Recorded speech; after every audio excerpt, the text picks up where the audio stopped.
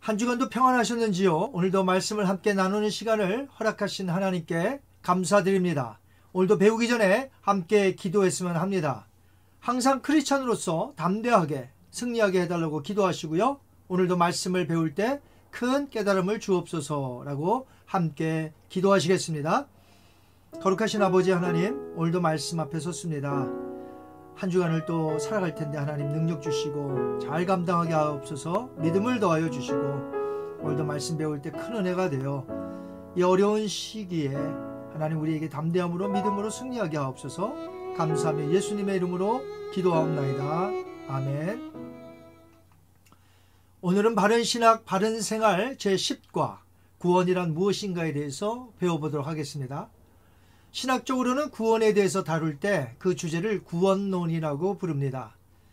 오늘부터 몇 차례에 걸쳐서 구원론에 대해서 이제 말씀을 나누고자 합니다. 왜냐하면 인간의 구원은 매우 중요하기 때문입니다. 여러분은 성경이 쓰여진 이유가 무엇이라고 생각하시나요? 성경이 쓰여진 이유는 타락한 인간에게 구원이 필요함을 제시하여 구원을 받게 하고 그 후로 구원을 이루신 성삼위 하나님을 온전히 섬기며 순종하라고 우리에게 성경을 기록하여 주었습니다. 디모데후서 3장 15절 17절 말씀 아주 잘 나타나 있는데요. 성경은 능히 너로 하여금 그리스도 예수 안에 있는 믿음으로 말미암아 구원에 이르는 지혜가 있게 하느니라. 이는 하나님의 사람으로 온전하게 하며 모든 선한 일을 행할 능력을 갖추게 하려 함이라. 아멘. 모든 죄인이 죄와 그 정죄에서부터 사함받아 구원을 받아야 하지만 그렇다고 무조건 덮어놓고 믿으라고 하지 않습니다. 로마서에서 구원을 받아야 할 내용에 대해 바울의 논리가 얼마나 잘 설득력 있게 표현되었습니까? 하나님은 우리를 지정의를 갖춘 이성적인 존재로 만드셨기 때문에 사람의 이성과 반대되는 것을 제시하고 무조건 믿으라고 하지 않으십니다. 물론 구원받아야 할 복음의 내용이 수학처럼 논리적으로 딱 떨어지는 것이 아니라 분명 믿음이 요구됩니다. 하지만 구원받기 위해 무조건 덮어놓고 믿으라고 하지는 않는다는 것이죠. 구원받는 문제는 너무나 중요합니다. 그런데 salvation, 구원 얻는 것을 크리스찬 중에서 정확히 어떤 것인지 아는 사람이 얼마나 될까요? 광신자들처럼 덮어놓고 무조건 믿는 것이 구원일까요? 구원은 아주 쉽고 매우 간단한 것으로 치부해도 될까요? 내가 이미 구원을 받았으니 다 끝난 것이라 아무렇게나 살아도 되는 것일까요? 죄에서부터 구원받았다면서 사람들은 왜 계속해서 죄를 짓는 것일까요? 구원받은 사람이라도 바울이 말한 것을 깊이 생각해 보아야 할 것입니다. 그가 무엇이라 말했는지 한번 들어보시기 바랍니다. 고린도후서 13장 5절 말씀입니다. 너희는 믿음 안에 있는가? 너희 자신을 시험하고 너희 자신을 확증하라. 예수 그리스도께서 너희 안에 계신 줄을 너희가 스스로 알지 못하느냐? 그렇지 않으면 너희는 버림받은 자니라. 만약에 내가 구원받았으니 모든 것이 다 끝났다고 생각하신다면 바울이 빌립보 교인들에게 했던 구원에 대한 말을 잘 들어보시기 바랍니다. 빌립보서 2장 12절과 13절 말씀입니다. 그러므로 나의 사랑하는 자들아, 너희가 나 있을 때뿐만 아니라 더욱 지금 나 없을 때에도 항상 복종하여 두렵고 떨림으로 너희 구원을 이루라. 너희 안에서 행하시는 이는 하나님이시니 자기의 기쁘신 뜻을 위하여 너에게 소원을 두고 행하게 하시나니. 아멘. 영어로 보니까 continue to work out your salvation with fear and trembling 이렇게 되어 있습니다. continue to work out your salvation, 계속해서 구원을 이루라는 말씀이죠. 바울이 두 구절을 살펴보았는데 우리 자신이 구원받은 자인지 스스로 시험해보고 확증하라고 했습니다. 또한 항상 복종하여 두렵고 떨림으로 우리의 구원을 계속 이루라고 하였습니다. 여기서의 두려운 것은 지난주일날 설교했던 우리가 세상으로부터 오는 두려움을 얘기하는 것이 아니라 하나님을 두려운 존재, 즉 존경하고 그분 안에서 생활해야 하는 그런 삶을 의미합니다. 구원 얻는 것이 매우 간단하거나 결코 쉬운 것이 아님을 알 수 있습니다. 그렇다면 이 가르침들은 천국 가는 날까지 내가 구원받았는 줄 확인할 수 없다는 뜻입니까? 또한 내가 구원을 받기 위해서 내가 계속해서 행해야 하는 내 어떤 행위가 있다는 말씀인가요? 분명 그런 것은 아닙니다. 그럼에도 불구하고 성경에서 말하는 구원을 아주 간단하고 쉽게 생각하는 것은 우리의 신앙생활에 도움이 되질 않습니다. 오해를 일으키기 때문이지요. 제가 요즘 보고 있는 책 중에 김형익 목사님이 최근에 쓰신 참신앙과 거짓신앙이 있습니다. 여기서의 강조점은 교회 안에서 거듭남과 회심이 가장 무시되고 있는 가장 중요한 주제라는 것이죠. 구원에 관한 내용을 교회에서 가장 많이 설교되지 않는다는 것을 지적한 것입니다. 그러다 보니까 교회로 모인 교인들은 거의 구원을 받아 천국 백성이라고 착각한다는 것이죠. 항상 초점은 어떻게 도덕적으로 살 것인가, 어떻게 하면 복을 받을 것인가에 대한 초점으로 오늘날 교회에서 설교가 전해지고 있다는 것입니다. R.C. 스프로우 개혁주의 목사님이 계시는데 이 구원의 확신을 기준으로 해서 교회 안에 사람들을 4가지 범주로 분류를 했던 것을 봅니다. 첫 번째 부류는요, 구원을 받았고 구원을 아는 사람들입니다. 참으로 거듭남을 확신하는 사람들이죠. 두 번째 부류의 사람들은 구원을 받았지만 구원받은 것을 아직 모르는 사람들입니다. 이런 경우는 초신자일 경우가 많아요. 세 번째 부류는 구원받지 못했고 자신이 구원받지 못했음을 아는 사람들입니다. 그러니까 자신은 구원받지 못했다는 것을 아는 것이죠. 네 번째 부류의 사람들이 있는데 구원받지 못했는데 구원받은 줄로 아는 사람들입니다. 이 경우에는 확실히 거듭나지 않았지만 거짓된 구원의 확신에 머무른 사람들이라는 거죠. 그러니까 열심도 있고 직분도 받았는데 알고 보면 구원받지 못한 사람들이 있더라는 것이죠. 교회 안에 이렇게 4가지 부류가 있다는 것입니다. 여러분은 어디에 해당이 되신다고 생각하시나요? 한국인들은 다른 사람들에게 구원받으셨습니까? 라는 질문을 잘 하지 않습니다. 그 이유는 다른 이들에게 신뢰가 될까봐 혹은 무례하다고 생각할까봐 그런 것이죠.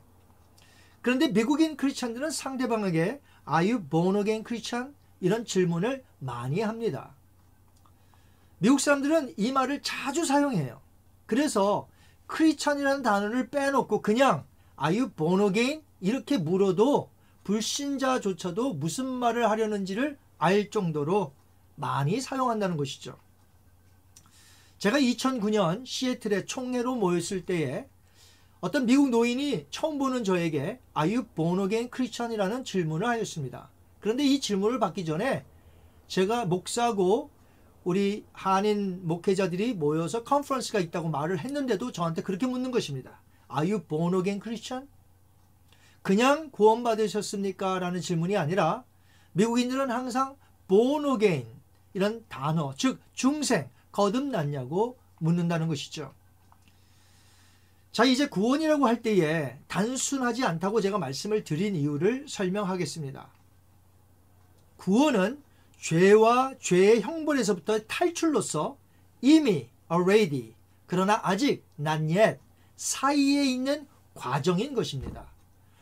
과거로 구원받았다고 끝난 문제가 아니라는 것이죠. 그렇게 우리는 구원의 서정을 반드시 배우고 이해해야 한다는 것입니다. 이 교파마다 약간씩 다르지만 구원이라고 할 때에 구원의 서정이 있음을 전부 동일하게 말하고 있습니다. 그 이유는 성경에서 구원의 서정을 말하고 있기 때문이죠. 예를 들면 로마서 8장 30절 볼까요? 또 미리 정하신 그들을 부르시고 부르신 그들을 또한 의롭다 하시고 의롭다 하신 그들을 또한 영화롭게 하셨느니라. 아멘. 이 개혁주의 입장에서 성경적 가르침은 구원의 서정에 다음과 같이 9가지가 있다고 말합니다. 예수님을 믿을 때 성령의 역사로 말미암아 한 사람이 구원에 이르게 되는 일련의 영적 사건들을 구원의 서정이라고 합니다. 그러니까 구원이 단 한 가지가 아니라 이처럼 9가지로 설명될 수 있는 것이 구원인데, 이것은 시간적인 순서라기보다는 논리적인 순서로 이해하시면 되겠습니다. 소명, 중생, 회심, 신앙, 칭의, 양자, 성화, 성도의 견인, 영화, 이렇게 되어 있습니다. 9가지인데 1번 소명서부터 6번 양자 혹은 입양, 이 양자까지는 처음 내가 믿는 순간에 동시에 다 이루어지는 구원 사역입니다. 그리고 7번 성화와 8번 성도의 견인은 이 땅에서 구원받은 자가 계속해서 구원을 이루는 과정입니다. 그리고 마지막 9번째 영화는 글로리피케이션, 영화는 이 땅이 아닌 예수님이 다시 오실 때 성도가 받았던 구원이 그제서야 영화롭게 완성이 되어 천국에서 살게 될 때의 모습인 것이죠. 그러므로 도표로 구원받기 이전과 구원받은 이후, 그리고 예수님이 다시 오심으로 이루게 될 구원을 구분할 수 있습니다.